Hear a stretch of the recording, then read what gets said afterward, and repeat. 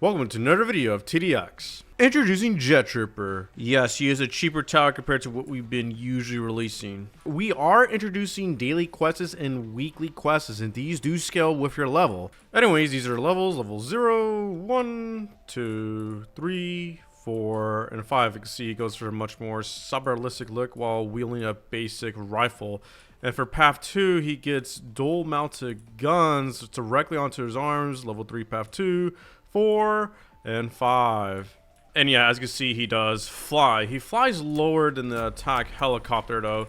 As you can see, it is definitely a lower height limit. So a big reason why I want a Jet Trooper is just because the only aerial tower we really have is attack helicopter, but that requires a lot of grinding in order to get. I wanted lower rank players, more intermediate beginner players to have something fun that's also transversable through the air, and Jet Trooper fits that role perfectly.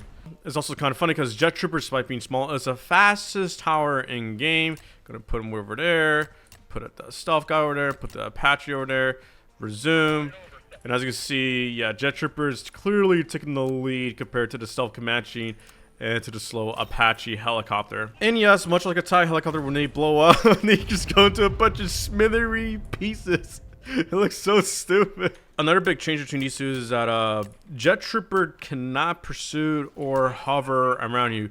This was mostly done because of performance reasons, because having a lot of these guys go around you like this, constant movement like that is really bad for tower defense games. It'll lag you like hell. But yeah, Path 1 Jet Trooper is pretty much an operator but can fly, which is a huge difference.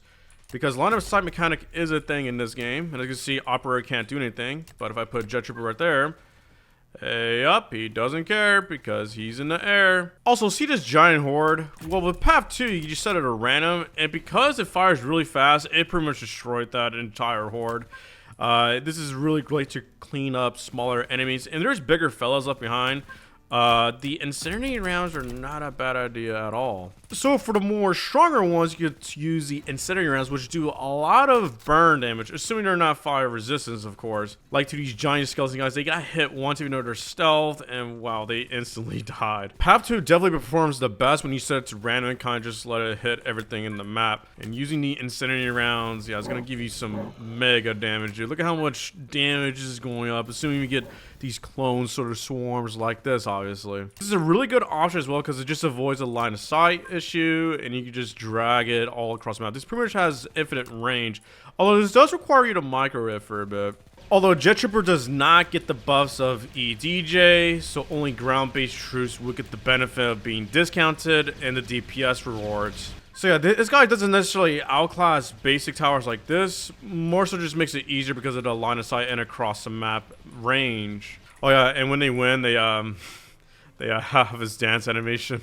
Anyways, if you wait till wave 3 on elite, you can read up and save for Jet Trooper here. This tower is really good if you're able to micro it all around across the map, because it kind of needs to do that because of its small little range size. It can fire on a move, so you don't have to worry about that too much. And for the low price of 2,000, you get stealth detection, which makes him a really great tower to use early game for stealth detections. Jet Trooper doesn't necessarily outclass Operator because Operator still has better CE and is just a cheaper gold tower, but Jet Trooper is still nice because, well, he can just fly anywhere he wants.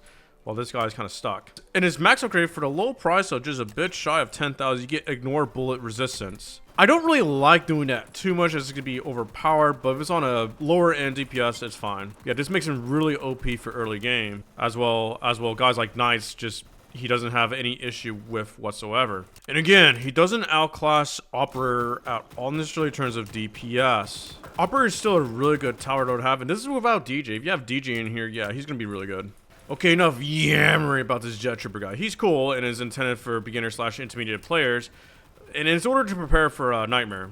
This is a bigger update than Endless is what I need y'all to understand. That's why it's just taking so much time, because it is much more complex than Endless as well. Here is a small little leak I will tease of the Emperor. Yeah, his rig is very complex. I took a while to do. There's some other bosses that I won't reveal, and some new mini bosses, of course, and you can't forget about the enemies and several towers being released all at once. War Machine is being released with that update.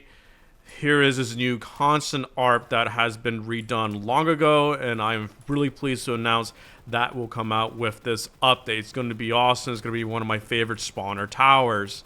I don't want to give a due date on Nightmare just yet. I really hate doing that because I sometimes say a bit too much at times, and I regret that, and I can't keep with what I said. And because of that, there is no date on this just yet. Stupid Petrify. And yes, a long-awaited refractor, which has always been completed, by the way, it will be becoming part of Nightmare as well. There is a lot more I like to tease, but I'd rather just wait. This is going to be a really big update, bigger than Endless, I'd say.